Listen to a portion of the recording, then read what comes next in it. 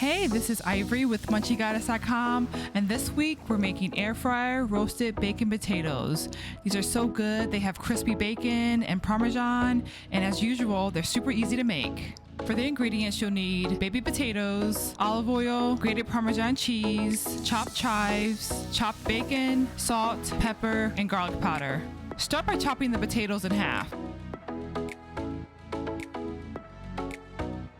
Next, to a medium bowl, add the potatoes and then drizzle with olive oil, salt, pepper, garlic powder, and Parmesan cheese. Toss the potatoes until well coated. Preheat your air fryer to 380 degrees Fahrenheit. Once the air fryer is ready, add the potatoes and then top with bacon. Air fry the potatoes for 12 to 15 minutes until golden brown, and be sure to shake them halfway through.